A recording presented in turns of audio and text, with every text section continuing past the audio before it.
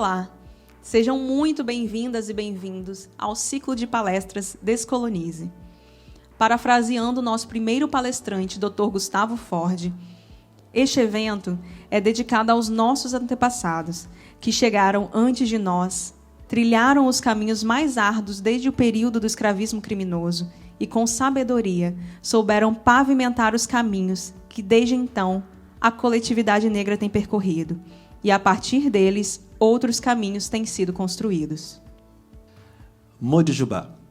Modijubá é uma expressão muito utilizada na África Ocidental. E com ela eu quero dizer, sejam muito bem-vindos à roda. Vamos propor aqui uma roda de conversa sobre a temática da educação das relações étnico-raciais.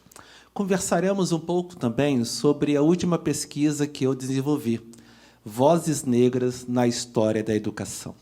Qual é a relevância de se tratar do racismo nos cotidianos escolares? Quais os impactos do racismo no nosso processo de socialização? E, sobretudo, como nós nos tornamos quem nós somos? Bom, falar sobre racismo no Brasil ainda é um tema bastante importante, relevante, porém, é um assunto bastante sensível, bastante delicado e, sobretudo, bastante complexo. Eu digo que tratar de racismo e de relações étnico-raciais, de antirracismo, é um tema da maior relevância, porque nós estamos falando de um país cuja população constitui a segunda maior população negra do mundo. Sim, o país que possui a maior população negra do mundo, em números absolutos, é a Nigéria, no continente africano. Fora do continente africano, o Brasil é a maior nação negra do mundo. Isso, por si só, justifica, amplifica a relevância para se tratar essa questão. Porque nós não estamos falando de um grupo minoritário. Mesmo que fosse um grupo minoritário, a justificativa da relevância seria a mesma. Estamos falando de um país, que se constitui com 56% aproximadamente que se autodeclara negro ou negra. Bom, mas é um tema também bastante sensível, bastante delicado. Eu ouso dizer, sem conhecê-los, sem conhecê-las, de que cada um de vocês já teve alguma experiência com o racismo no Brasil. Quer seja na condição de vítima, quer seja na condição daquele que testemunhou, ou quer seja na condição daquele que produziu a prática racista. Sim, o racismo no Brasil não é algo estranho à sociedade brasileira. O racismo no Brasil, de tão comum e de tão naturalizado que foi ao longo de um percurso histórico bastante longo, muitas vezes não nos causa estranhamento. Muitas vezes o racismo que foi testemunhado por você, muitas vezes o racismo que você foi vitimado, ou muitas vezes o racismo que você praticou, nós aprendemos a chamar de piada, de brincadeira, de mal-entendido, de zoeira. Bom, eu gosto de diferenciar alguns conceitos. Bullying é bullying, racismo é outra coisa. Bom, mas também é importante dizer, nesse nosso início de conversa, o tão complexo é tratar das relações étnico-raciais na sociedade brasileira. Em uma pesquisa realizada cerca de 8 a 10 anos atrás, ela revela muito o modo como o racismo se constitui e se manifesta na nossa sociedade. Nessa pesquisa, algumas perguntas me chamaram a atenção. Foi uma pesquisa realizada por um grupo muito amplo de pessoas entrevistadas, de vários estados brasileiros, faixas etárias, grupos étnicos, raciais distintos também, variados. Uma pergunta, uma das primeiras perguntas foi: você é racista? Aproximadamente, vou trazer aqui números redondos, aproximadamente 95% dos respondentes disse: não, eu não sou racista. Pois bem, a partir desse dado de pesquisa, nós poderíamos supor que aproximadamente 5% poderia ser racista. Eu digo poderia porque nesses 5% também tiveram aquelas pessoas que não responderam. 5% de uma população racista nos parece um número pouco expressivo. Mas vejamos a segunda pergunta que foi lançada aos mesmos entrevistados. Você conhece alguém racista? Bom, diante dessa pergunta, aproximadamente, em números redondos, 98% dos entrevistados responderam: sim, eu conheço alguém racista. Bom, para qualquer pessoa que já passou nos bancos escolares um dia assistindo aula de matemática, poderá perceber que essa conta não fecha. Ninguém é, mas todo mundo conhece alguém que é. Bom, essa é uma das complexidades e das dificuldades de tratar as relações étnico-raciais brasileiras. O brasileiro, apesar de preconceituoso, não se assume como preconceituoso. Mas o brasileiro aprendeu a tratar o preconceito como um problema do outro, um problema que não lhe afeta. E é nesse sentido que nós no sentido não da generalização, mas no sentido da provocação, muitas vezes afirmamos que nós não somos, mas conhecemos alguém que é. Muitas vezes nós afirmamos que na nossa família ninguém é, mas na casa do vizinho nós conhecemos alguém que é. Na minha sala de aula não tem racismo, mas na sala do lado. No meu escritório não tem, mas no escritório do meu colega. E aí nós aprendemos, de alguma maneira, como estratégia de burla, a colocar o problema no outro, na casa do vizinho. Gostaria, portanto, nessa roda de conversa, Modijubá, de convidá-los e de convidá-las para refletir comigo, ou semigo, a perspectiva do racismo não a partir da casa do vizinho, não a partir do outro, mas a partir de nós mesmos, a partir de todas as experiências cotidianas que nos tornaram quem nós somos. Se, como já disse Nelson Mandela, ninguém nasce racista, é verdade também que nós nos tornamos racistas. Ninguém nasce homofóbico, ninguém nasce machista, ninguém nasce preconceituoso, mas nós nos tornamos. Alguns mais, outros menos. Mas como que nós nos tornamos quem nós somos? É no processo de socialização. E aí é importante referenciar o patrono da educação brasileira, Paulo Freire. Paulo Freire já nos ensinou que nós não nascemos humanos, nós nos tornamos humanos no processo educativo. A educação é um processo de humanização e é no processo da socialização que nós vamos nos constituindo homens, mulheres, não homens e não mulheres, e também vamos nos constituindo brancos, negros, não brancos, não negros, a partir de tudo aquilo que é dito, mas principalmente a partir de tudo aquilo que não é dito, aquilo que é silenciado. Bom, é no processo de socialização, portanto, entendendo a socialização como um ato educativo, que é importante, e essa importância foi trazida pelo movimento negro brasileiro desde sempre, a problematização da educação como um espaço que interpela negativamente a pessoa negra. Será nos cotidianos escolares que negros e negras vivenciam as primeiras experiências de racismo.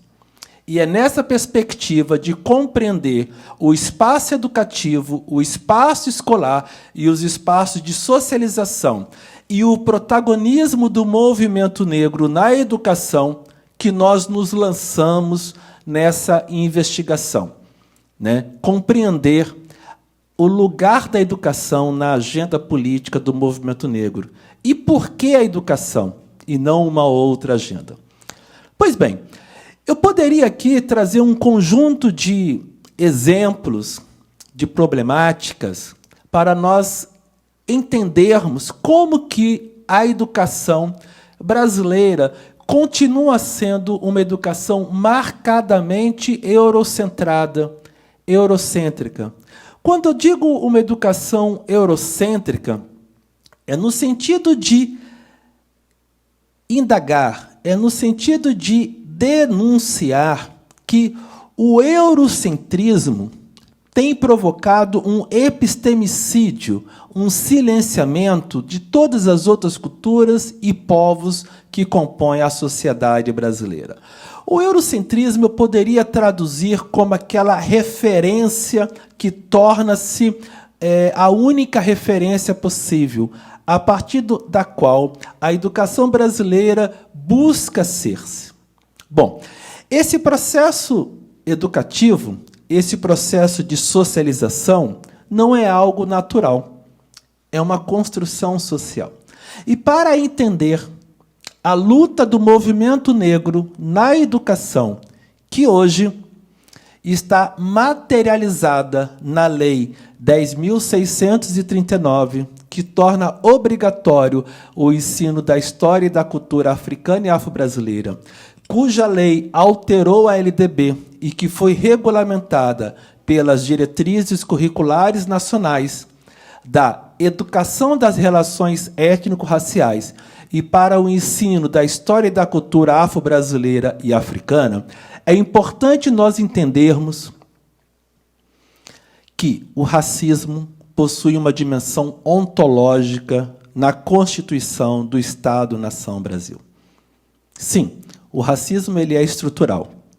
Sim, o racismo ele é institucional. Ele é religioso. Ele é interpessoal. Ele é recreativo, mas, sobretudo, ele é ontológico. Bom, por que eu trago a reflexão do racismo ontológico? Porque se nós retornarmos, do ponto de vista histórico, à segunda metade do século XIX, nós vamos encontrar ali, na segunda metade do século XIX, até as primeiras décadas do século XX, a construção do projeto de Estado-nação brasileiro.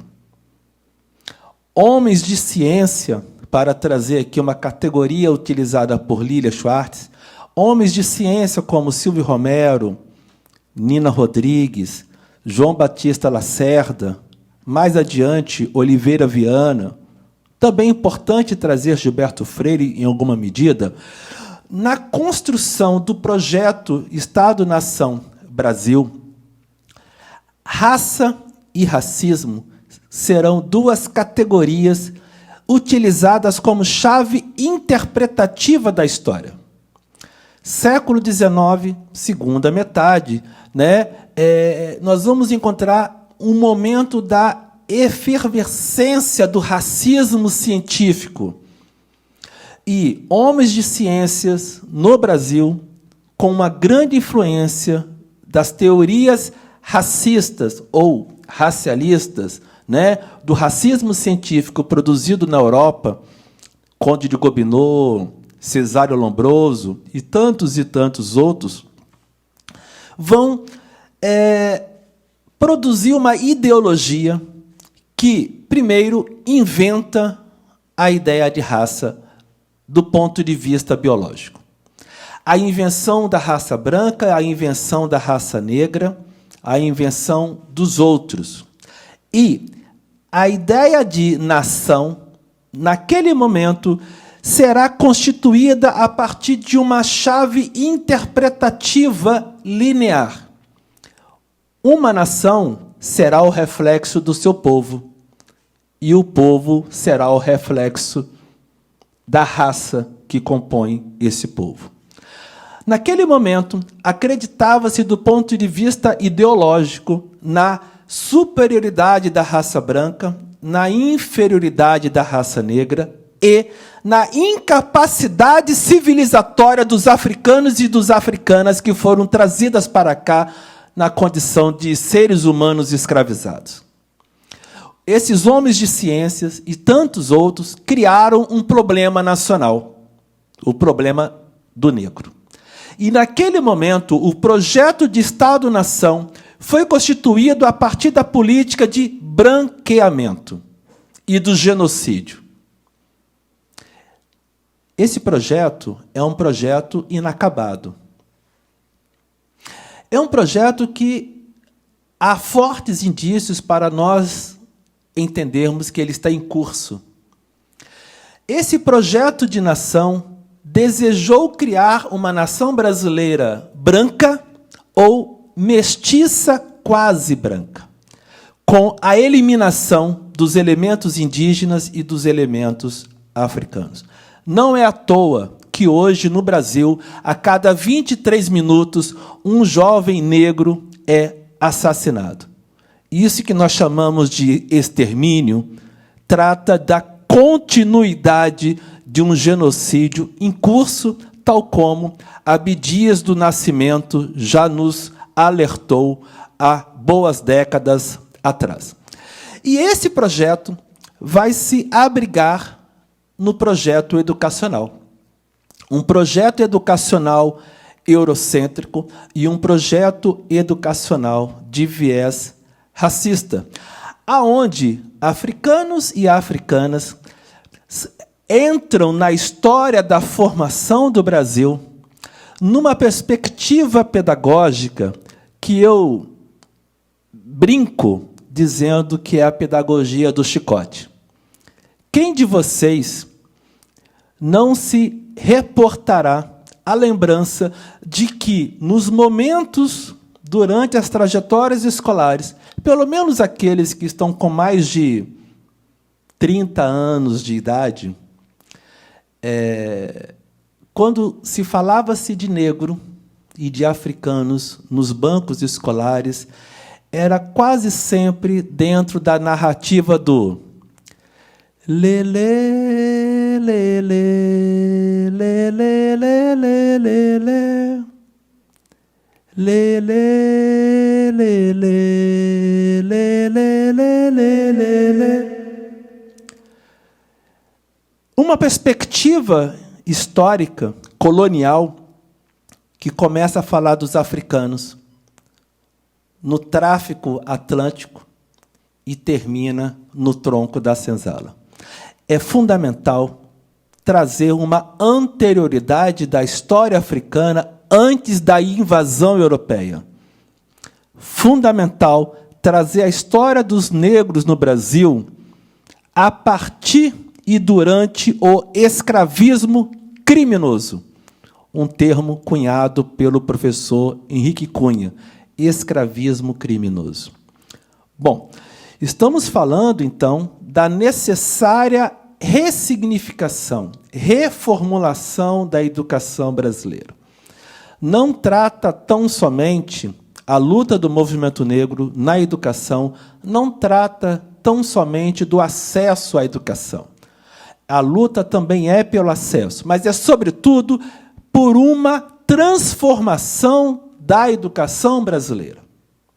É fundamental que a educação brasileira não interpele mais negativamente a construção da identidade negra das nossas crianças, dos nossos adolescentes e dos nossos jovens.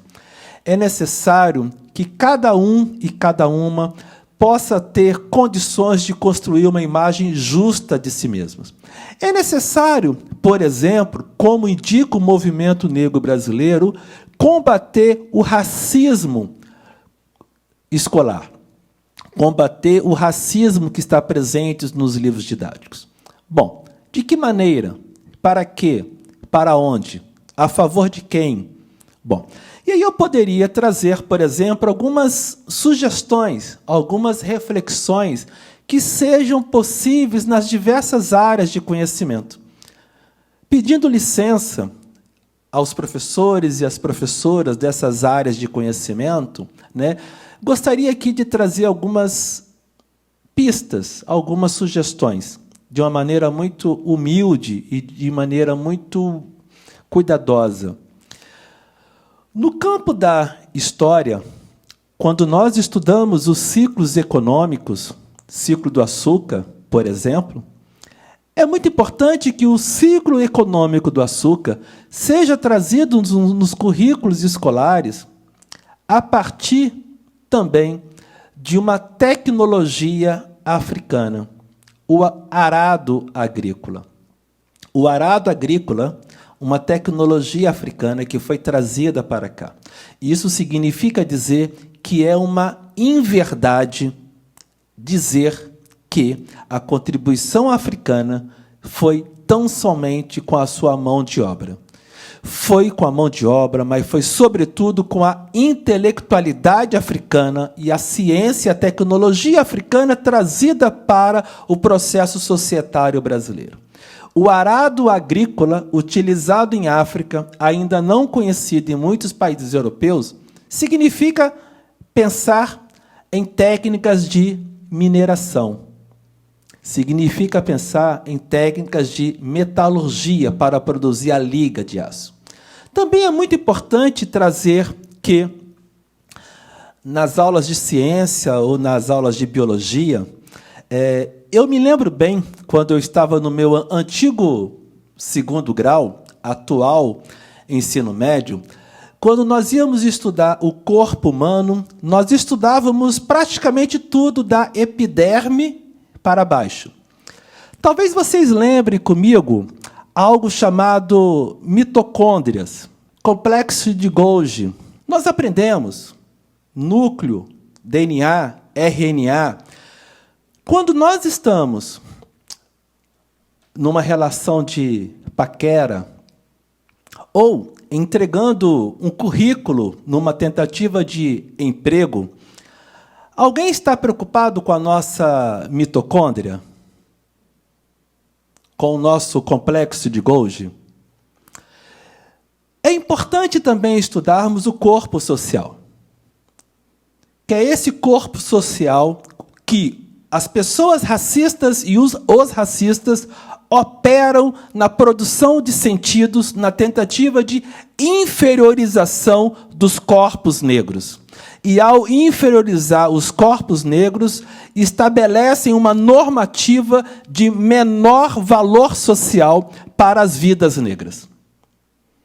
É fundamental falarmos sobre a cor da pele, branca e negra, do cabelo crespo, do cabelo liso, do nariz fino, do nariz largo.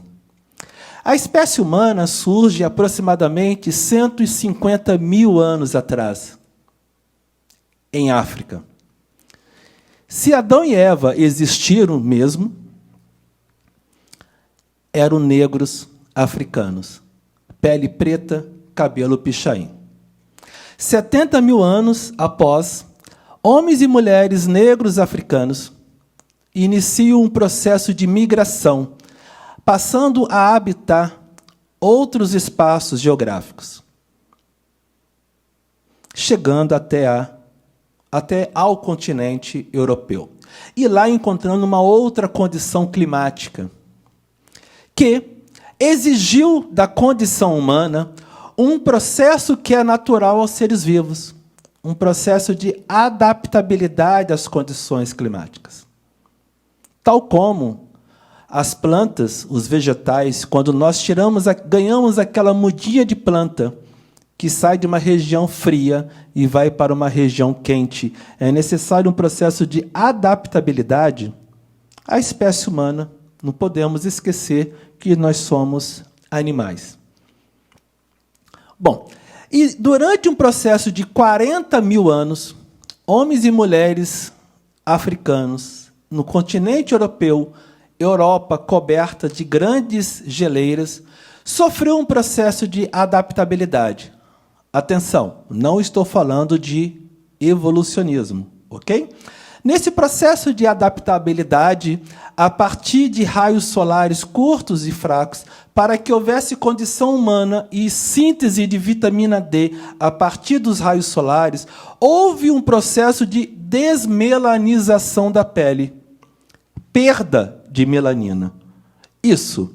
O protótipo branco europeu descende do protótipo negro africano. Nós podemos também pensar numa tentativa de respostas às nossas crianças. Por que nós somos assim? Por que eu sou negro? Por que eu sou branco? Por que meu cabelo é liso? Por que meu cabelo é crespo? Por que meu nariz é fino? Por que meu nariz é largo? É necessário, uma vez por toda, não trazer aquele conjunto de narrativas que muitos de vocês conhecem e que muitos de vocês escutaram nos espaços escolares. Lembro daquela narrativa de que foi feito alguns bonecos de barro e colocaram no forno? Não irei repetir aqui. Lembro daquela narrativa que tinha um lago, uma bacia, e que o primeiro tomou banho, o último, quando foi tomar banho, a água estava suja? Também não vou repetir aqui. Porque é fundamental, em tempos de negacionismo, nós trazermos a ciência para o combate ao racismo. É fundamental dizer para as nossas crianças que pele clara e pele escura é resultado da maior ou menor concentração de melanina. 70 mil anos atrás, em África, foi necessário muita concentração de melanina para proteger dos raios solares. Em Europa, essa concentração de melanina tornou-se não só desnecessária, mas como condição de vida, foi necessário a desmelanização da pele, para que a pele, ficando mais clara, pudesse produzir síntese de vitamina D dos raios solares, que lá naquele momento eram curtos e fracos.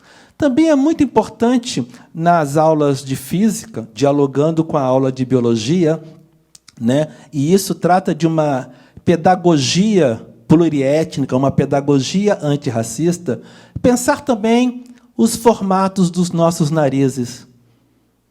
Nariz fino. Lembra daquelas narrativas, nariz de princesa? Não estamos mais em tempo dessas narrativas eurocêntricas. É fundamental nós compreendermos que, primeiro, o nariz possui uma função no corpo humano.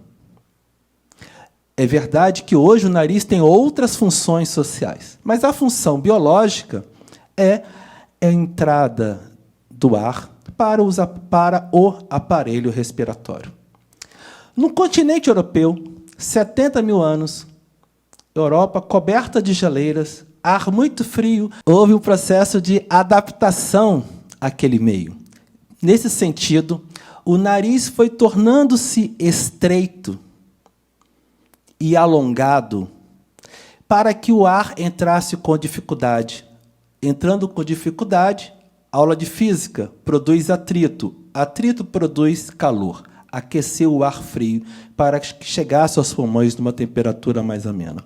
No continente africano, o ar quente faz sentido aquecer o que está quente? Portanto, narinas abertas e curtas. E o cabelo também tem uma função no corpo humano. O pelo tem a função de proteção. Sim, hoje o cabelo tem outras funções sociais, né?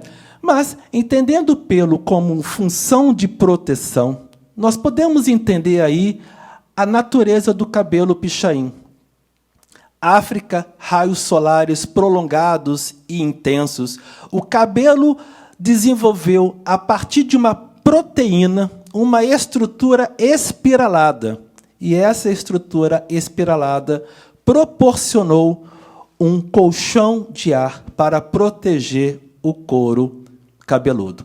Enquanto que, na Europa, essa função foi perdendo a necessidade até chegar à estrutura do fio reto. Bom, e nesse sentido, quantos de nós, durante a infância e ainda hoje na fase adulta, não escutamos a expressão cabelo bom e cabelo ruim? Pedindo licença aos colegas da área de língua portuguesa, todo texto está inserido em um contexto. Eu aprendi dessa forma, nas aulas de língua portuguesa, lá no antigo 1º grau. Se eu tiro o texto do contexto, eu perco inteligibilidade. E é nessa perspectiva que compreender a narrativa do cabelo ruim e do cabelo bom nos aproxima do racismo brasileiro. Bom, e o movimento negro, portanto, desde o início do Brasil República, com a Frente Negra Brasileira na década de 30, Teatro Experimental do Negro na década de 40, na reorganização do movimento negro nos anos 70, com o Movimento Negro Unificado, em 1978, e mais contemporaneamente no conjunto de coletivos e organizações negras, tem interpelado a educação no sentido de combater o racismo na educação. E, nesta luta do movimento negro, na agenda educacional brasileira, nós vamos encontrar a negritude e o antirracismo como dois princípios educativos. Essa é uma das teses que nós apresentamos na nossa pesquisa, hoje publicada no livro Vozes Negras na História da Educação. O princípio da negritude, brevemente.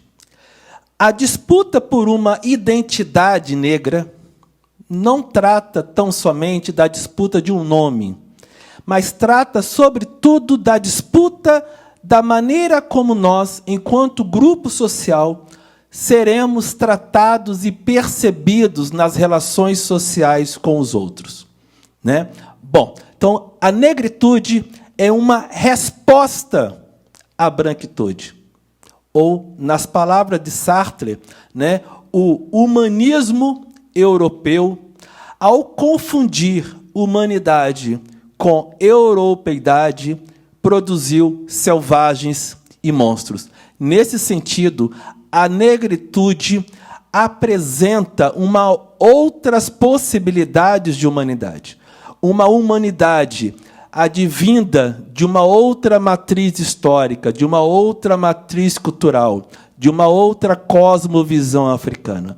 Então, é importante e fundamental que uma sociedade como a brasileira, que se pretende uma sociedade democrática, uma nação que se pretende democrática, é cada vez mais fundamental afirmar que não há democracia com racismo.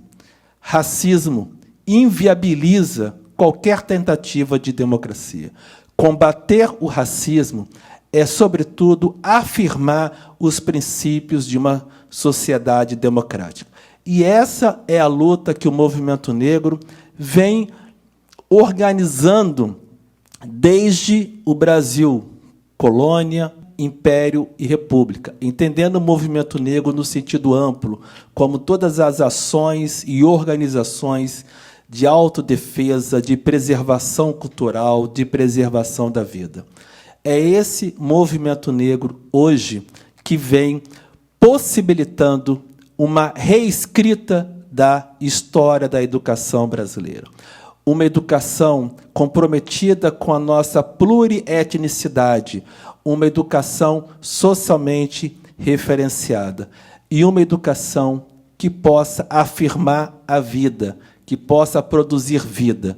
Uma educação que assuma como compromisso ético-político o combate ao racismo. Uma educação que, sobretudo, produza o diálogo entre o coelho da Páscoa e o jogo de búzios. Porque, se a escola é laica e não pode entrar o búzios, é necessário repensar por que o coelho da Páscoa permanece dentro da escola. Mas uma aposta na vida pode ser perceber que existem muitos encontros possíveis entre o coelho da Páscoa e o jogo de búzios. Ambos falam de vida, e a escola tem que falar e produzir vidas entre a pluralidade da sociedade brasileira. Um grande axé, salve Zumbi, salve Dandara.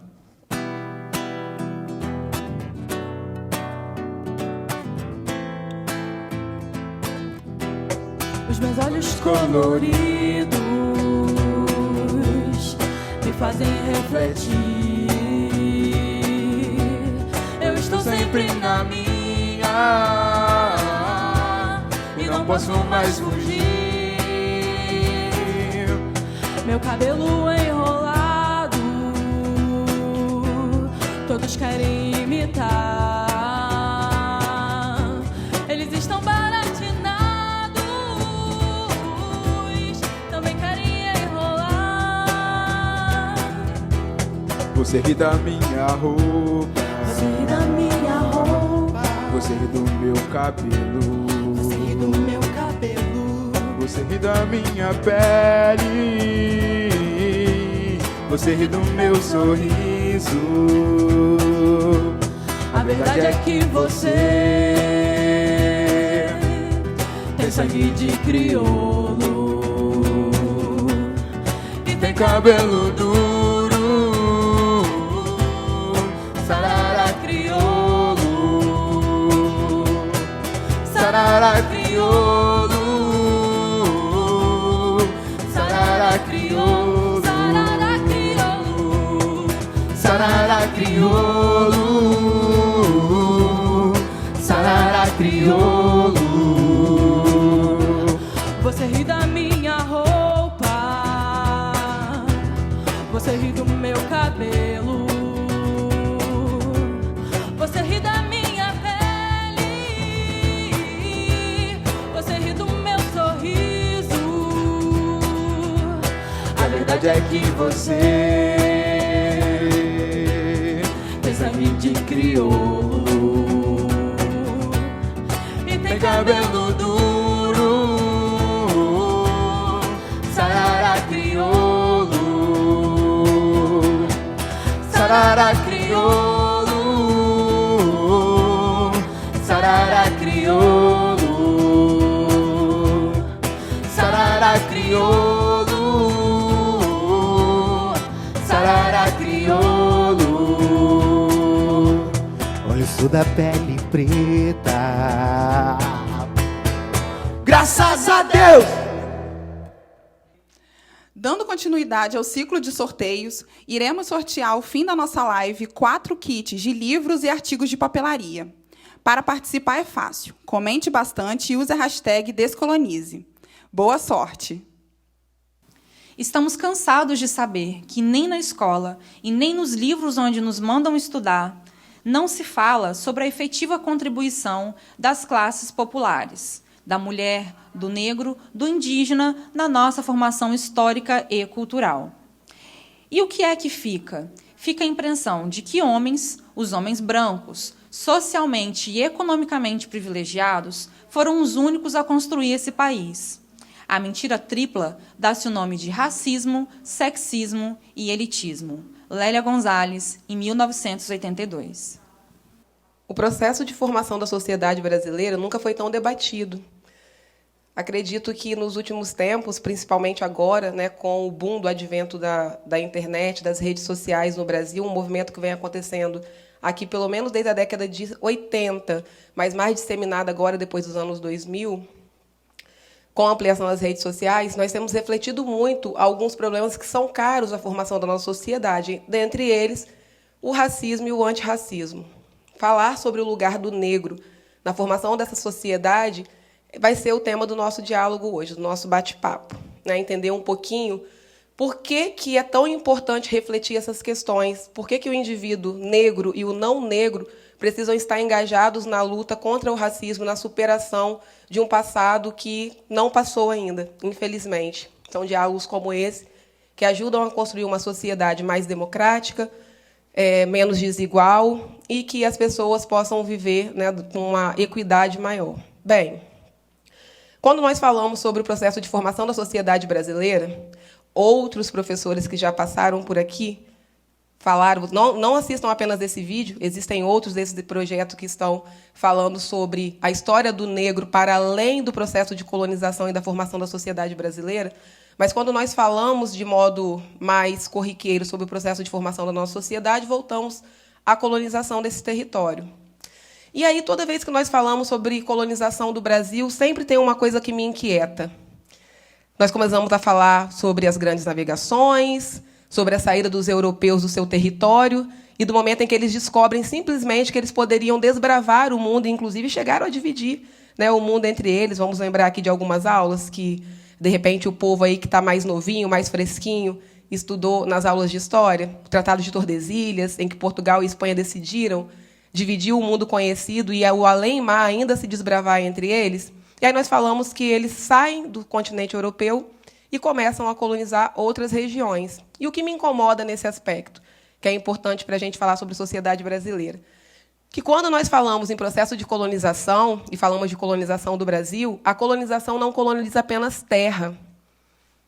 Voltando na chegada de Colombo à América, na chegada de Cabral ao Brasil, falar que eles chegam à Bahia, rezam uma missa, e, a partir daquilo ali, começam a ter o primeiro contato com os povos originários que aqui estavam, a gente sempre fala do interesse pelo pau-brasil, da extração posterior das terras a partir da monocultura, né, com a cana-de-açúcar, depois com a extração aurífera. Mas e as vidas que estavam aqui e as outras que foram trazidas para cá? Essas pessoas também tiveram os seus corpos colonizados, também tiveram os seus corpos esvaziados. Gosto muito, inclusive, de uma perspectiva que diz que, quando o indivíduo colonizado ele passa por esse processo, ele é esvaziado de si. Um estudioso desse tema, Frantz Fanon, ele fala que o indivíduo que está sendo colonizado, ele está sendo esvaziado de si a ponto de poder ser comparado com uma caneta. Você faz com uma caneta aquilo que você quiser. Então, é nessa perspectiva que eu quero dialogar com vocês aqui agora. Vamos lá. Quando o processo de colonização do Brasil inicia, a rede de colonização que está tomando conta da Europa considera que o modo de produção que vai se utilizar no processo de formação do mundo moderno é a escravidão. Só que vocês já pararam para pensar que a escravidão é um modo de produção que existia antes da Idade Moderna em várias sociedades antigas? Se a gente lembra que no Império Romano havia escravidão, aliás, antes mesmo de Roma, seu império, já havia escravidão. Na Grécia havia escravidão, até mesmo entre os povos americanos havia escravidão, inclusive até mesmo entre os povos que viviam no continente africano antes da colonização também, de fato. Só que eram modelos de escravização diferentes daqueles que vão ser montados aqui no Brasil e no continente americano. Por que será que, quando a colonização do nosso território se iniciou, os próprios países europeus, que sempre viveram em guerra entre si, não se escravizaram uns aos outros? Vamos parar a pensar em alguns países que, historicamente, são rivais? Próprio Portugal e Espanha, Inglaterra e França. Por que os espanhóis não escravizaram os portugueses? E os franceses não escravizaram os ingleses? Aliás, eles estavam disputando a conquista e a dominação e a colonização do território mundial. Muitos territórios que nós conhecemos, né, hoje como um território de formação a partir da história europeia, mas que já tinham civilizações, povos com as suas culturas, com as suas divisões sociais, com as suas organizações políticas. E eles não se escravizaram porque o processo de formação das sociedades modernas colonizadas tem a ver com o racismo. O racismo está no cerne do processo de formação de sociedades, estou usando muito processo, de sociedades como a nossa.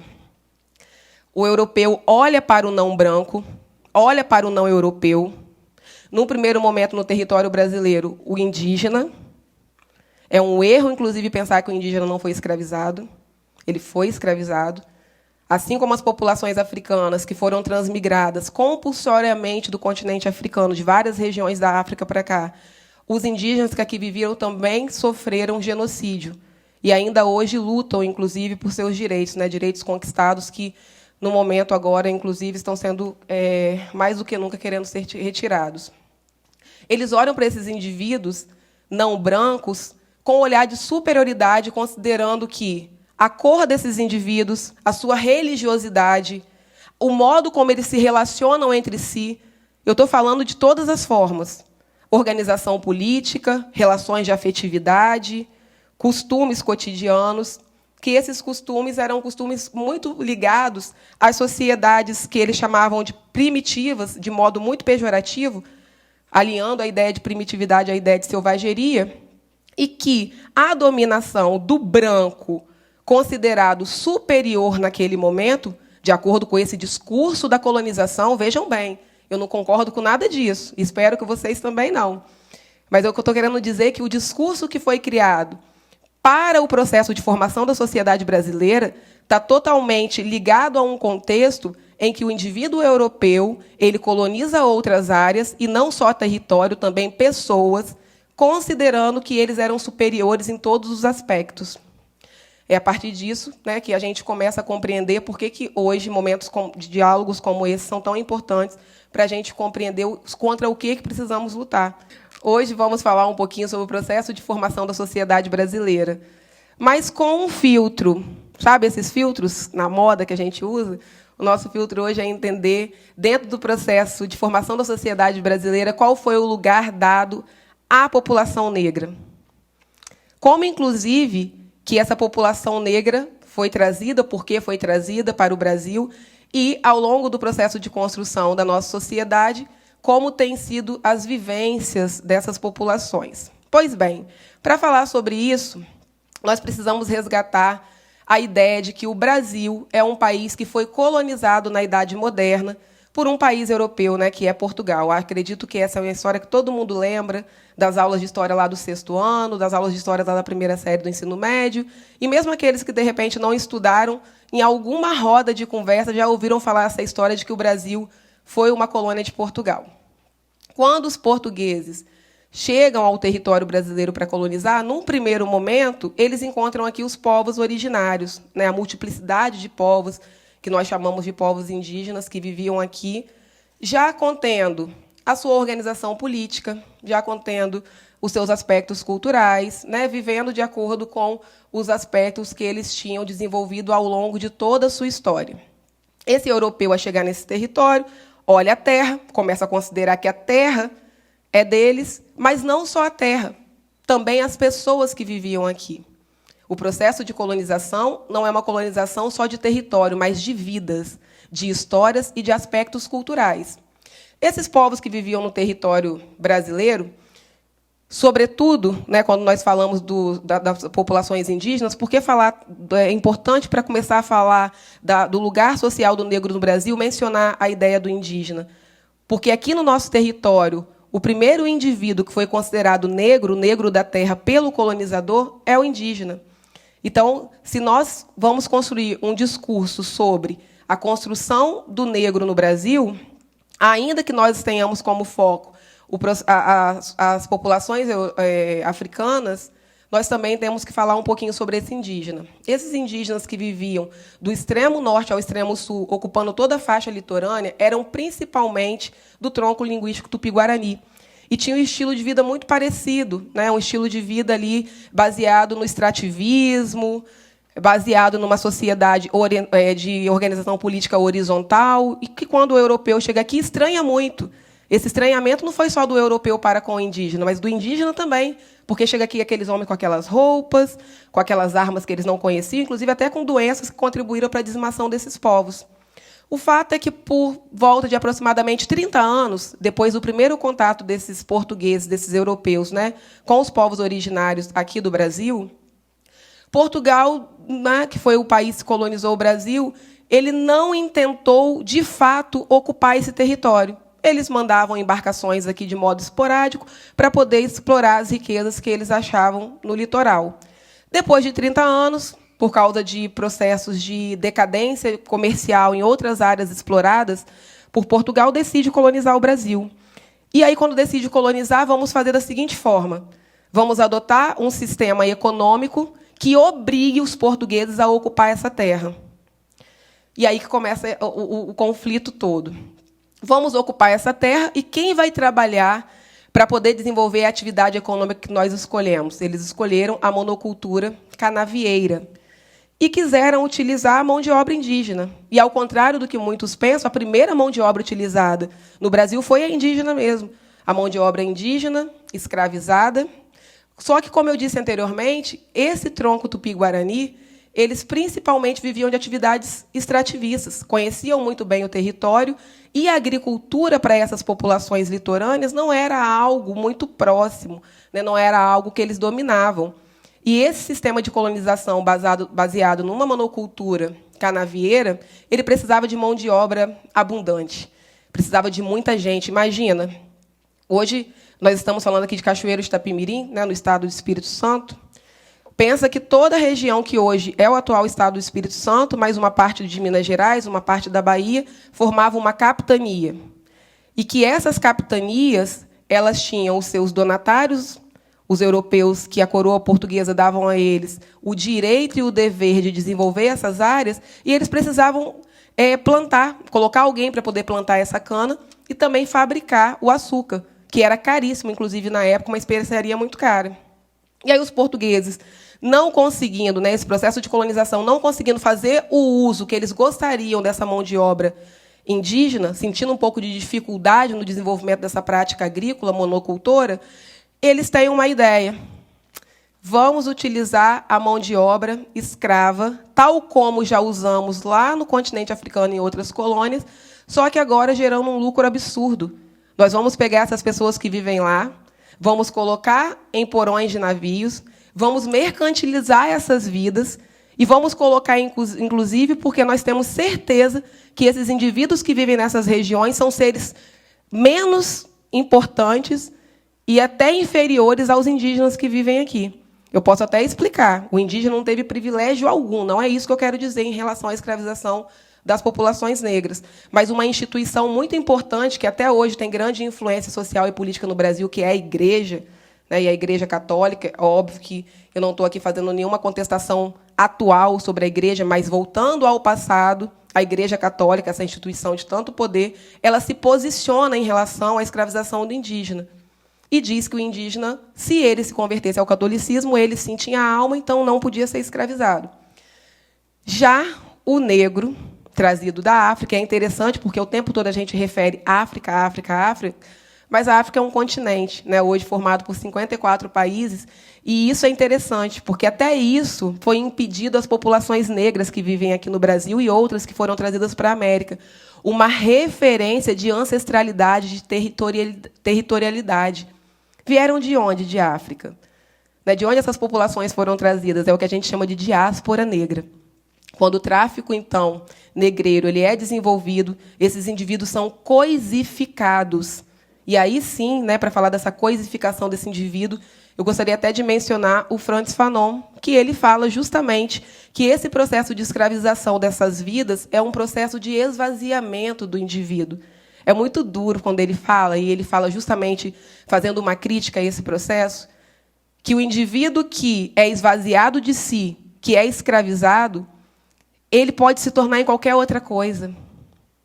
Podemos fazer várias analogias. Ele pode ser transformado numa cadeira, ele pode ser transformado numa caneta. Por mais que ele resista, as forças que foram usadas para poder impor a esses indivíduos esse processo de coisificação, infelizmente, conseguiram vencer dentro daquele processo, porque esse tráfico negreiro ele era extremamente lucrativo. Às vezes a gente tem a falsa ideia de que o escravo custava o preço de uma penca de banana, né, nesse período de formação da sociedade brasileira. Mas, alguns anos atrás, um professor, se eu não me engano, da USP, ele tentou fazer uma conversão, né, de quanto que um escravizado chegava a custar aqui no Brasil no período ali melhor, né, o período melhor, que eu digo assim, o nem melhor, deixa eu refazer minha fala, no período em que a escravidão foi mais intensamente utilizada aqui, e ele falou que podia chegar ao preço de um carro popular. Então, era um comércio extremamente lucrativo, processo de comercialização de vidas. Quando a gente fala em números, né, na quantidade de pessoas que foram transmigradas compulsoriamente, eu queria só convidá-los a uma reflexão. Pensa que você está lá com a sua família, fazendo o seu culto, ou você está lá fazendo a sua alimentação, ou em atividades cotidianas, ou até mesmo em guerra com outros povos que são seus vizinhos, porque esse processo ele acontece entre várias civilizações. De repente, grupos chegam, decidem que você não pode ter mais o seu nome, você não pode ter mais a sua fé, e, inclusive, passa a te estereotipar e colocar sobre a sua vida um valor, colocar sobre a sua vida um preço. Eu acho que, quando a gente tenta fazer essa visão mais sensível, mais humanitária, assim, mais humanista do processo de colonização, começa a dar nome às pessoas, começa a entender que, no processo de formação da sociedade brasileira, está a discriminação, o preconceito e um racismo com os grupos que eram majoritários, né, do ponto de vista numérico, mas que até hoje na sociedade brasileira são considerados minorias porque ainda precisam lutar por seu direito. Vocês já assistiram algum programa de televisão, leram algum livro, viram alguma live, agora a gente está na época das lives, em que pessoas estivessem fazendo uma mobilização porque era preciso, de qualquer forma, defender os direitos dos brancos no Brasil? A população branca no Brasil é muito explorada, sofre muito preconceito. Uma mulher branca não conseguiu entrar ao supermercado, entrar no supermercado só porque ela é branca. Vocês já passaram por alguma situação de análise como essa? Agora, quantas vezes vocês já ouviram falar de pessoas negras que foram paradas no trânsito ou que foram surpreendidas por uma abordagem no supermercado, ou até mesmo, né, que não conseguem acessar alguns lugares da sociedade brasileira porque são negras? E isso tem a ver também com o processo de colonização, e eu já explico isso. Não dá para, em 2021, a gente ficar o tempo todo dizendo que os problemas que nós temos hoje ligados ao racismo simplesmente foram causados pela colonização. Já tivemos tempo de superar. A questão é que, a minha análise, o racismo do Brasil é um projeto, ele não é acidental. Assim como a escravização dessas pessoas foi um projeto, não foi acidental, não foi sem querer, que pegaram milhões de pessoas, colocaram no navio negreiro, separaram mães e filhos, maridos e esposas. Eu fico pensando, há um tempo atrás, eu estava ouvindo um professor de Pernambuco falando, ele foi fazer uma live, e o tema da live dele era as questões de afetividade entre as famílias negras, a ausência de amor. E eu falei, gente, esse cara está doido, como assim? A gente se ama tanto, né? Os pretos, a gente está sempre junto, estamos juntos, lutando por nossas causas. E fez todo sentido quando eu comecei a ouvir a live dele. Ele estava falando sobre o processo de luta das pessoas na sociedade brasileira. Por exemplo, a maioria das mulheres negras na sociedade brasileira, desde o Brasil colonial até os dias atuais, trabalham em atividades em que elas precisam abrir mão de estar com seus filhos para cuidar de outro. Vamos lembrar na colônia do papel da ama de leite? Que duro que deve ser. Uma mulher só está apta a ser ama de leite se ela estiver também amamentando. O seu seio tem que estar cheio. Só que ela está sendo disponibilizada para estar amamentando o filho que não é dela. O que isso tem a ver com o tema da live daquele professor que estava falando sobre a afetividade? Esse contato cotidiano, esse carinho que não está sendo dado para esse filho dessa mãe, que vai estar vivendo entre os outros. No caso do processo de formação, se a gente fala ainda de colônia, né, que se tivesse sorte, ainda estaria vivendo nas mesmas terras que a mãe, porque, em algumas situações, os senhores abriam mão, colocavam esses filhos para outros territórios justamente para que essa mulher não pudesse amamentar. E a gente fala, tá, mas Aline, né, meu nome é Aline, tá, gente? No processo de colonização era assim, mas como é que ficou a história depois? Eis que o Brasil deixa de ser colônia em 1822, né, se a gente for parar para pensar aqui de forma bem pontual, se for escolher uma data, né, escolheram aí o 7 de setembro de 1822 como a data que é considerada a independência do Brasil. Eu gosto muito da ideia de emancipação política, né, que é trabalhada ali pelo professor José Murilo de Carvalho. Fala em emancipação política, né, o processo de separação. O Brasil não está mais submisso a Portugal na condição de colônia. Ok, se o Brasil se tornou independente, nós podemos, então, reescrever a história dessa população oprimida. Porque essa população negra que foi transmigrada compulsoriamente quando o Brasil se torna independente, ela já era, naquela época, como é hoje, majoritária no território brasileiro.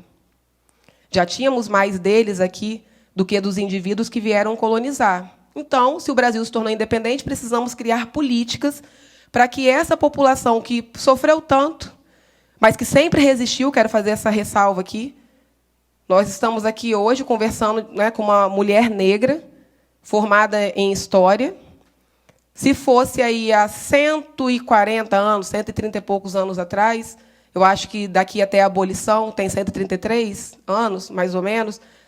Façam a conta aí. A abolição da escravatura no Brasil aconteceu. A lei, tá? Eu não quero problematizar isso, mas eu vou falar daqui a pouco. A Lei Áurea ela foi assinada no dia 13 de maio de 88.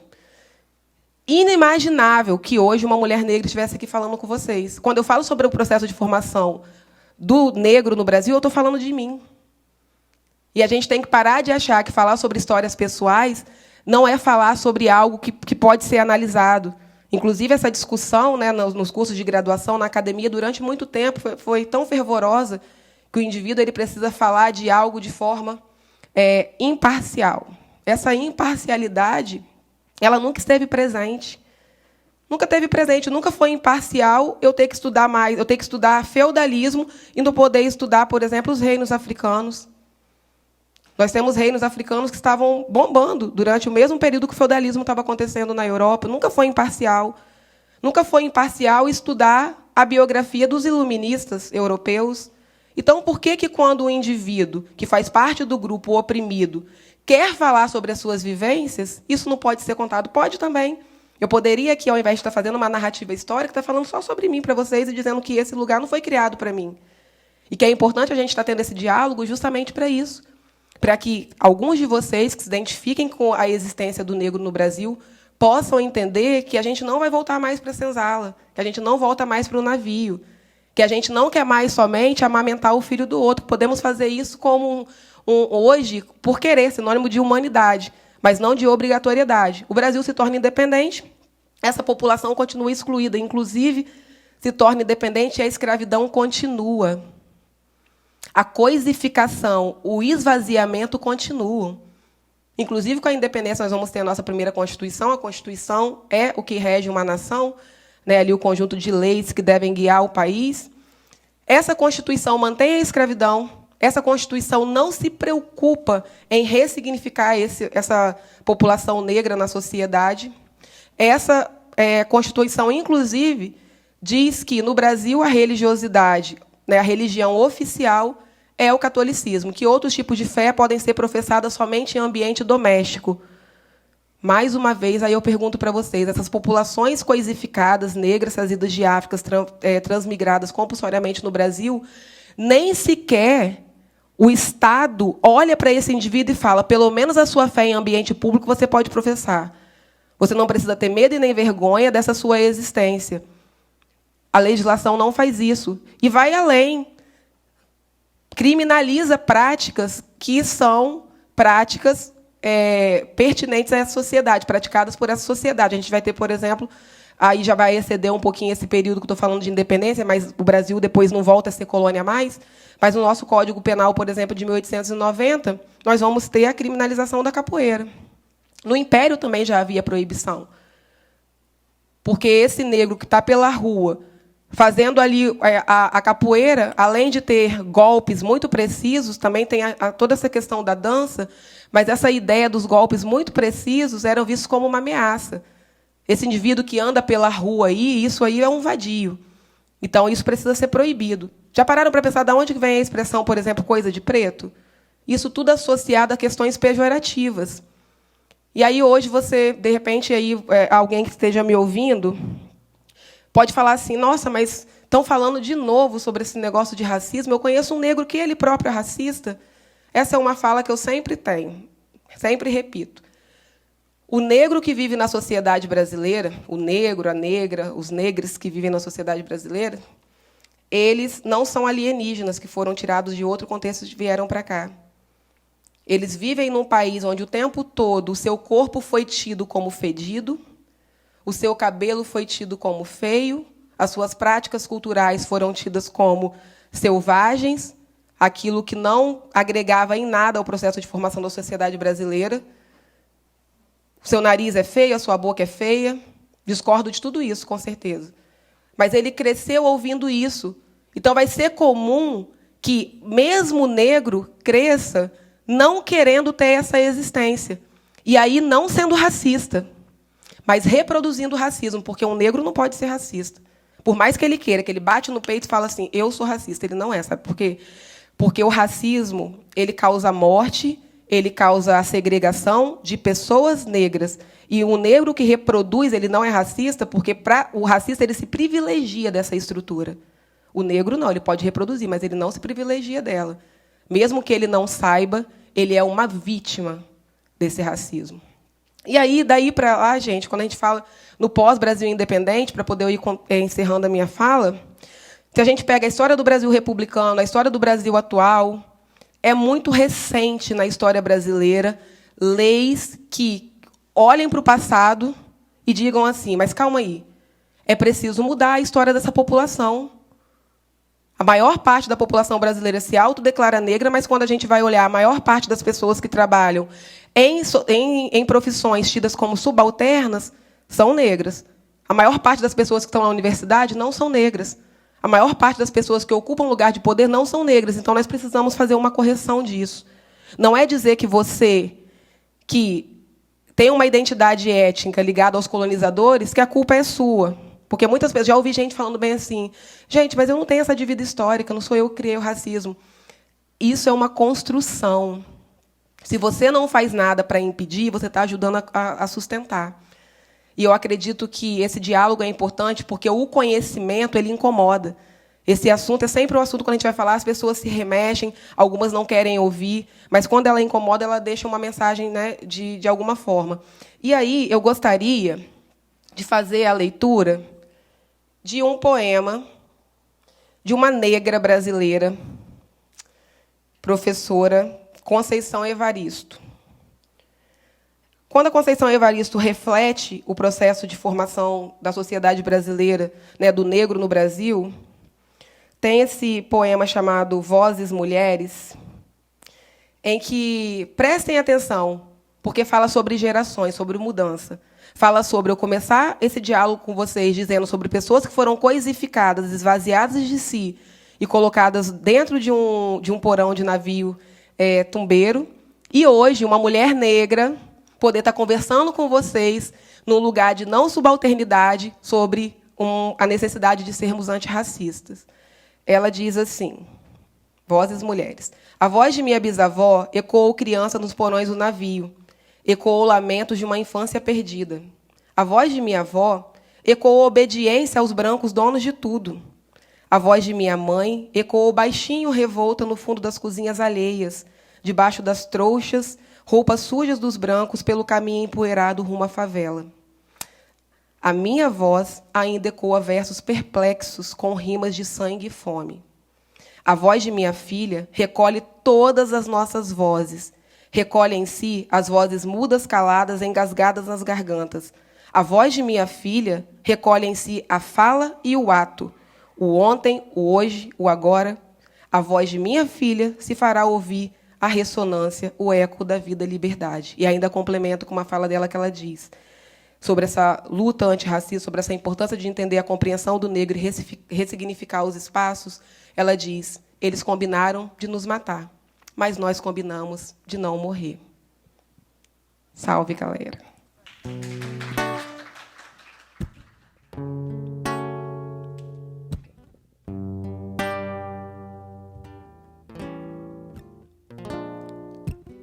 Existe muita coisa que não te disseram na escola. Cota não é esmola. Experimenta nascer preto na favela pra você ver. O que rola com preto e pobre não aparece na TV. Opressão, humilhação, preconceito. A gente sabe como termina, como começa, é desse jeito. Desde pequena fazendo corre pra ajudar os pais. Cuida de criança, limpa a casa, outras coisas a mais. Deu meio-dia, toma banho e vai pra escola a pé. Não tem dinheiro pro busão. Sua mãe usou mais cedo para poder comprar o pão. E já que tá cansada, quer carona no busão. Mas como é preta, pobre, o motorista grita... Não. E essa é só a primeira porta que se fecha. Não tem busão, já tá cansada, mas se apressa. Chega na escola, outro portão se fecha. Você demorou, não vai entrar na aula de história. Espera, senta aí, já dá 1 hora. Espera mais um pouco e entra na segunda aula. E vê se não atrasa de novo, a diretora fala. Chega na sala, agora o sono vai batendo e ela não vai dormir. Devagarinho vai aprendendo que se a passagem é 3,80 e você tem 3 na mão, ela interrompe a professora e diz, então não vai ter pão. E os amigos que riem dela todo dia, riem mais e humilham mais o que você faria. Ela cansou da humilhação e não quer mais escola. E no Natal ela chorou porque não ganhou uma bola. E o tempo foi passando e ela foi crescendo. E agora lá na rua ela é preta, do sovaco pedorento, que alisa o cabelo pra se sentir aceita. Mas não adianta nada, todo mundo a rejeita. Agora ela cresceu, quer muito estudar, termina a escola, apostila, ainda tem vestibular. E a boca seca, nem um cuspe. Vai pagar a faculdade porque preto e pobre não vai pra USP. Foi o que disse a professora que ensinava lá na escola, que todos são iguais e que cota é esmola. Cansada de esmola e sem um dia da faculdade, ela ainda acorda cedo e limpa 3 AP no centro da cidade. Experimenta, né, ser preto e pobre na comunidade. Você vai ver como são diferentes as oportunidades. E nem venha me dizer que isso é vitimismo. Não bota a culpa em mim pra encobrir o seu racismo. E nem venha me dizer que isso é vitimismo, que isso é vitimismo, que isso é vitimismo. E nem venha me dizer que isso é vitimismo. Não bota a culpa em mim pra encobrir o seu racismo. E nem venha me dizer que isso é vitimismo, que isso é vitimismo, que isso é vitimismo. São nações escravizadas e culturas assassinadas. É a voz que ecoa do tambor. Chega junto, venha cá. Você também pode lutar e aprender a respeitar, porque o povo preto veio para revolucionar. Não deixe calar a nossa voz, não. Não deixe calar a nossa voz, não. Não deixe calar a nossa voz, não. Revolução. Não deixe calar a nossa voz, não. Não deixe calar a nossa voz, não. Revolução. E nascem milhares dos nossos cada vez que um nosso cai. E nascem milhares dos nossos cada vez que um nosso cai.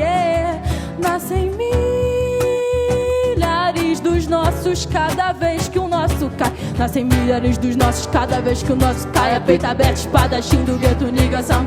É peito aberto, espadachim do gueto, niga. É peito aberto, espadachim do gueto, niga.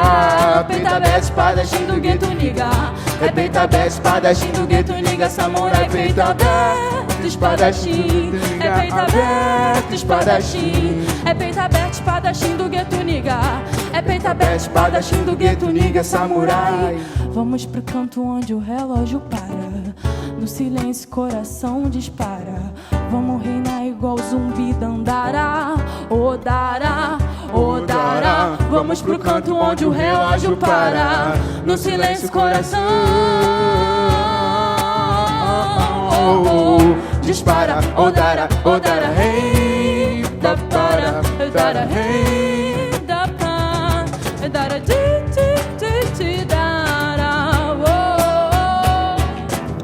experimenta nascer preto, pobre na comunidade. Você vai ver como são diferentes as oportunidades.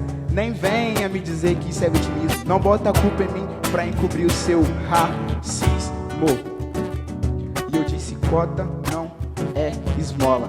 Cota não é esmola. Eu disse cota não é esmola. Eu disse cota não é esmola. Cota não é esmola. Eu disse cota não é esmola. Cota não é esmola.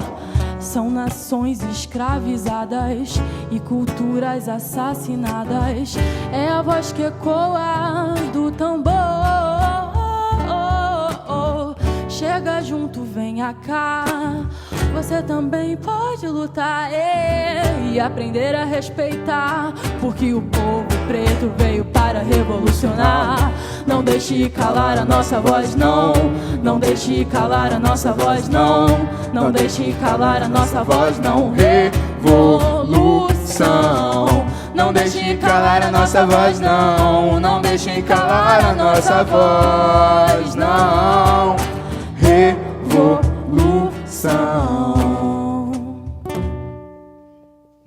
Ansiosos pelo sorteio? Fiquem até o final, comentem bastante e usem a hashtag Descolonize. Boa sorte! Se não há oportunidades, você é invisível. Não importa o quanto você trabalhe, o quanto você é talentoso. Todas as pessoas com grandes potenciais vão para o túmulo. Se não criarmos espaços para todos trazerem seu potencial interior, suas ideias, seus talentos e inteligência, não vamos saber que essas pessoas existem. Uma pessoa que ganhou 5 Oscars teve os papéis que tornaram isso possível. Sem eles, estaria apenas nadando no oceano. Essa é uma fala da Viola Davis sobre a representação dos artistas negros no cinema. Você já se perguntou qual o lugar que o negro ocupa no seu imaginário? Então, falar de representatividade negra é falar de se ver, se enxergar, se identificar. Apesar do Brasil ser um país de maioria da população negra, quando a gente liga a TV, a gente não se vê na proporção demográfica, da nossa realidade demográfica. Se somos uma maioria de população negra, como que essa realidade não se retrata na televisão, no audiovisual? Então, essa eu acho que é a grande questão, quando a gente fala de... se a gente está falando de representatividade. A gente não se enxerga na televisão brasileira. Eu mesma, quando estive na Europa, eu tive a oportunidade de ver televisão lá, e eu vi mais negros na TV na França ou na Alemanha do que na TV no Brasil. Proporcionalmente, porque se a maioria da população negra lá não é negra, e você vê mais negros lá do que aqui na televisão, isso quer dizer o quê? Isso reflete o racismo do nosso país. Esse racismo estrutural que determina lugares, espaços. Em determinados espaços é normal, se naturaliza as coisas, as relações. Então, eu acho que isso que acontece, acho não, é exatamente isso, é um reflexo desse racismo estrutural, e isso se reflete no nosso audiovisual. Porque, além de, se somos uma maioria, e isso não se reflete no audiovisual, na televisão brasileira, no cinema, isso quer dizer o quê? Que estamos invisibilizados. É isso que acontece, esse processo de invisibilidade, de invisibilização dos artistas negros no Brasil. Porque somos muitos, e somos negados. Né? Outra questão que se coloca também é que essa imagem que se apresenta, geralmente, ela é sempre de uma forma estereotipada, sempre em determinados lugares, de subserviência, de subalternidade. Então, é normal que você veja atrizes negras sempre fazendo papel de empregada na TV, ou escravizada, né? É dessa forma. Ou, então, ligados à violência e à marginalidade. É dessa forma que, geralmente, a gente pode dizer, dos anos 50 para cá, muita coisa mudou. Sim, né, quando começou a TV no Brasil, na década de 1950. Claro que não é igual àquela época. Vemos hoje mais pessoas negras nesses veículos do que naquela época. Mas, ainda assim, eu bato nessa tecla. Não corresponde à nossa realidade, da nossa demografia. Entende? Então, isso é uma coisa que eu gostaria de chamar a atenção. E por que isso acontece? Por que isso acontece no Brasil? Porque, na verdade, o Brasil é um país que sempre se nega. As elites, né? As elites brasileiras, chamadas elites, elas criam essa mentalidade que está presa até hoje num passado escravagista, que não se supera, e é esse lugar que quer manter as pessoas negras até hoje.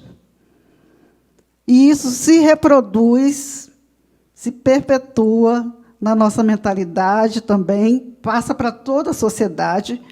E quando a gente vai galgando espaços na sociedade, que existe uma mobilidade social, até hoje, né, existe um estranhamento. Quando você vê um negro subserviente, servindo, empregado e tal, ou então na condição de violência, de marginalidade, é normal, né? Quando uma pessoa negra você vê em outros espaços de mais empoderamento social, que vai ascendendo socialmente, até hoje gera estranhamento.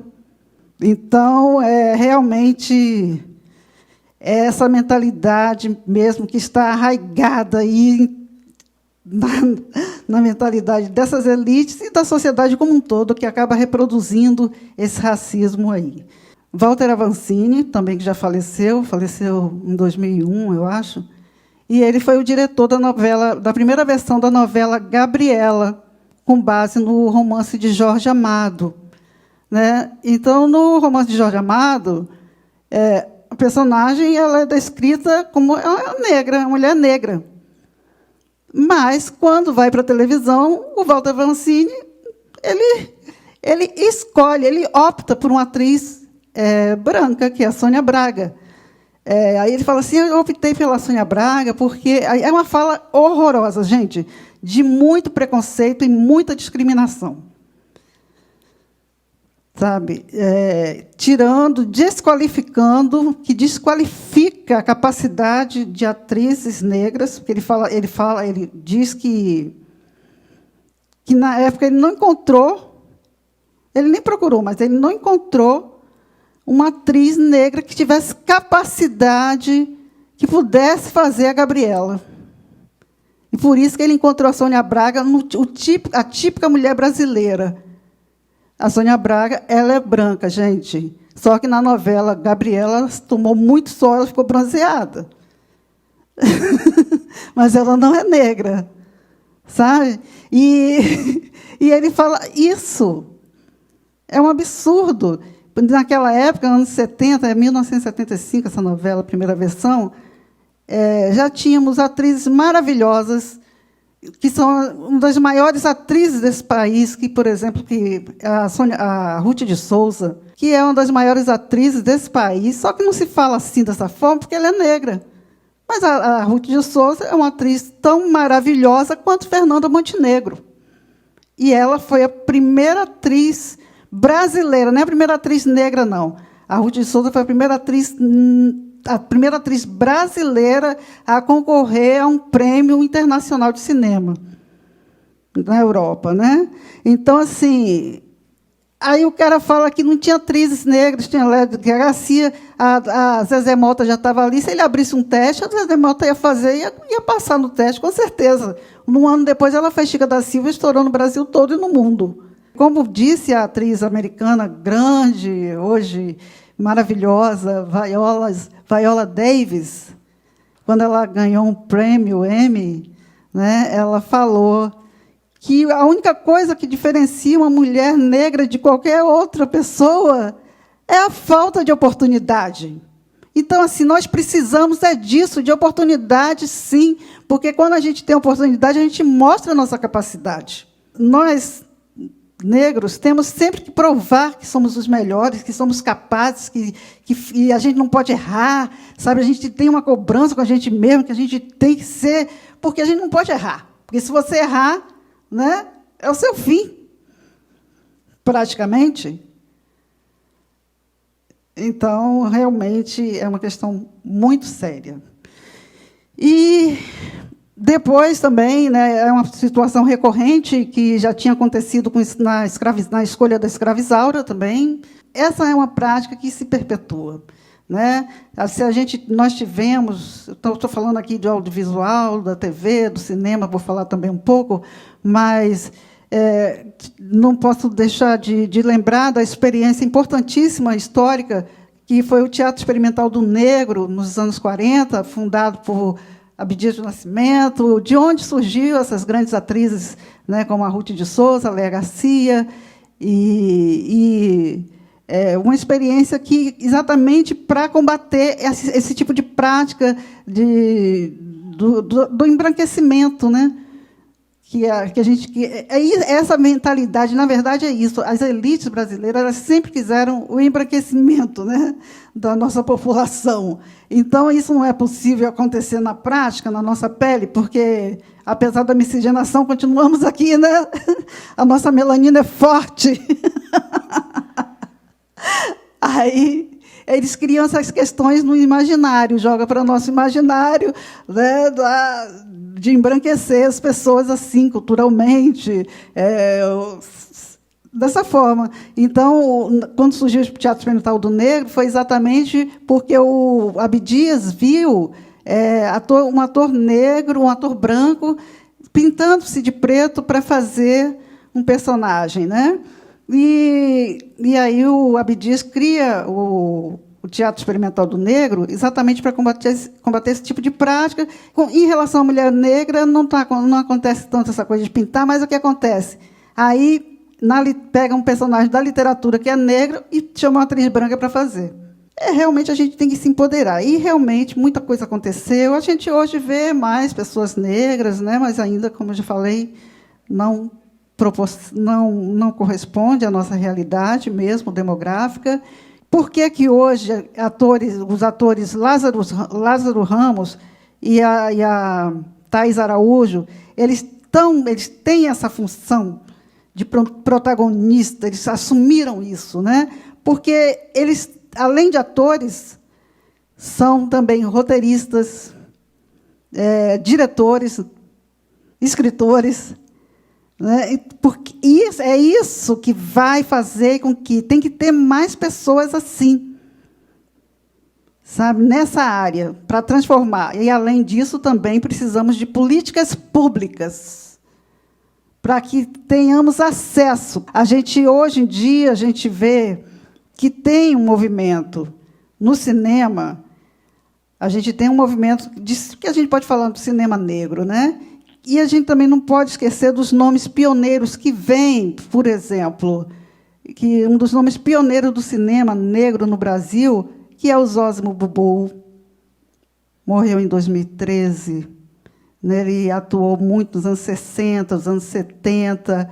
É um nome muito importante do audiovisual, o Zósimo Bubu. Aí temos também o Joelzito Araújo, que eu já citei, o Negação no Brasil, que é um documentário. Ele também trabalha com ficção. Tem um filme do Joelzito lindo, que se chama Filhas do Vento, que tem a Ruth de Souza, tem a Maria Ceiça, tem um monte de atriz linda, a Thaís, um monte de gente linda, com mulheres, né? Para a gente transformar essa realidade, tem que ser assim. Também não devemos esquecer de nosso lugar, né? Do Espírito Santo. Do Espírito Santo, nós temos também no audiovisual hoje, podemos falar de um cinema negro no Espírito Santo. Temos um nome muito importante que está aí se destacando nacionalmente, que é o nome de Edileuza Penha de Souza, como diretora, né? A Edileuza Penha de Souza, ela mora em Brasília, ela é de Vila Velha, mora em Brasília atualmente há alguns anos, e ela faz um trabalho muito importante. Como professora da UNB, como pesquisadora, ela criou também uma mostra chamada Mostra Competitiva de Cinema Negro Adélia Sampaio. Adélia Sampaio é um nome também muito importante, porque ela é a primeira mulher negra a realizar um filme longa. Nós não somos só violência, marginalidade, criminalidade, como muitas vezes o cinema brasileiro retrata, esses filmes dos grandes diretores aí, porque o audiovisual, o cinema brasileiro, nós já estamos nesses espaços, já estamos ocupando esses espaços, tem muita gente atuando como realizador, como diretor, como roteirista, e é isso que a gente tem que fazer exatamente para mudar essa situação. Mas esses grandes filmes aí, Cidade de Deus, Tropa de Elite, só mostra a perspectiva deles, só mostra isso. E tinha uma época que eu ia nos festivais de cinema, quando eu ia nos festivais de cinema, eu ficava assim, esses aí são os filmes famosões, né? Mas tinham outros filmes que eu ficava assim, meu Deus, É só isso que eles sabem falar da gente. Uma vez eu estava sentada assim na plateia e uma mulher, ai, que filme maravilhoso. Eu já estava ali incomodada. Disse assim, eu vou levantar daqui agora. Eu levantar, porque eu me recusava a ver isso. Eu ia para o cinema, só via mostrando favela e negro na violência e só aquilo. Eu fiquei assim, gente, nós não somos só isso. E a mulher branca do meu lado adorando. Eu falei assim, não aguento mais, eu vou embora. Fui embora, deixei de prestigiar aquele filme, porque, sabe, era uma coisa assim. Então, assim, a perspectiva dessas pessoas. Então, temos que vir para o lado de cá também, de fazer, para a gente mostrar a nossa visão, o nosso olhar, a nossa subjetividade. Por isso que a gente também tem que ocupar e ter essa sensibilidade para mostrar a nossa visão. Nós não somos só isso, nós não somos só violência, nós não somos só subserviência, nós não somos só marginalidade, nós somos muito mais. E nós estamos em todos os espaços, podemos ser artistas, intelectuais, médicos, professores, podemos ser o que nós quisermos ser. E esse audiovisual brasileiro tem que mostrar isso. Tem que mostrar isso. Então, tem algumas pessoas que já estão mostrando com muita sensibilidade, como a Edileuza, como o Adriano Monteiro, muita gente boa, Alexander Buch também. Você conhece? Então, Alexander Buch, muita gente boa aí, mostrando o que é a nossa visão, sabe? A nossa forma de contar, a gente contando a nossa história. É isso que a gente tem que fazer.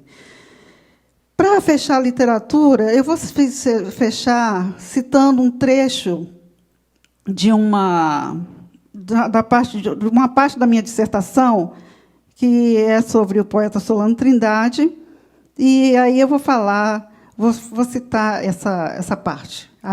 A presença negra nos vários campos artísticos é uma realidade, mas nem por isso reconhecida e valorizada como merece. Assim também é, e com especificidades na literatura. Se a presença do negro no samba, na dança, no carnaval ou no futebol é uma realidade incontestável e naturalmente assimilada, visto que a sociedade já reconhece os campos físicos como lugar de negro, na literatura, atividade intelectual, ainda causa alguma estranheza esse lugar. Quando se fala de literatura, então, literatura negra, então, a estranheza é ainda maior.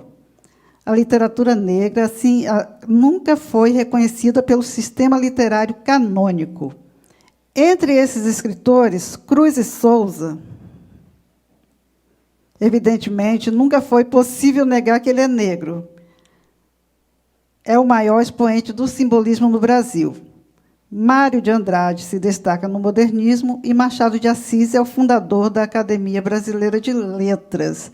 Então, temos aí 3 grandes nomes da nossa literatura brasileira, né, que são negros. E Machado de Assis, a gente já sabe a história, né, que agora há pouco tempo nós sabemos que ele foi embranquecido, que é o grande escritor brasileiro de todos os tempos, fundador da nossa Academia Brasileira de Letras, né, o Machado de Assis. Então, isso aí são esses grandes nomes reconhecidos pelo sistema canônico. Mas, fora isso, temos muitos outros nomes, desde lá do século XIX, pegando desde Maria Firmina dos Reis, que é uma mulher negra, a primeira mulher negra a escrever um romance no Brasil.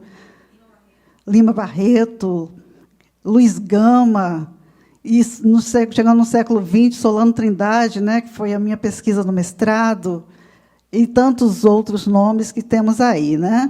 Aguinaldo Camargo, Oswaldo de Camargo, aliás, Oswaldo de Camargo, e tantos outros nomes que a gente tem aí hoje que estão nessa batalha.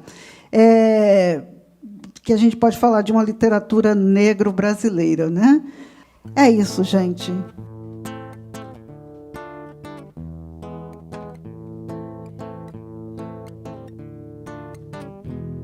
Dandara no meu quilombo, voar, rainha do meu Congo, me dá forças pra lutar. É Dandara, Dandara do meu quilombo, me faz livre voar, rainha do meu Congo, me dá forças pra lutar. Bota cangalha de roupa pra lavar, bota mandinga no seu patuá. Você vai pra guerra, negro, eu espero você voltar. Vai, meu guerreiro, leva a libertação, leva a coragem no peito e na mão o meu coração. E toda vez que ele sai, não vai com ele a aflição. Espero ver-te de novo voltando em seu alazão. Dandara do meu quilombo, me faz livre voar, rainha do meu Congo, me dá forças pra lutar. É Dandara, Dandara do meu quilombo, me faz livre voar, rainha do meu Congo, me dá forças pra lutar. O vento avisou, o vento avisou. Lá vai o rei novamente, corajosamente, amargamente, segura as mãos de Dandara. Promete mais uma volta e Dandara chora. Dandara chora, pois seu guerreiro não volta. Anunciam os ventos a emboscada. Sinto no peito essa encruzilhada. Ela mandou dizer, mamãe mandou dizer, e Ançã anunciou a morte chegando. Dandara do meu quilombo, me faz livre voar, rainha do meu Congo, me dá forças pra lutar. Dandara do meu quilombo, me faz livre voar, rainha do meu Congo, me dá forças pra lutar, me dá forças pra lutar.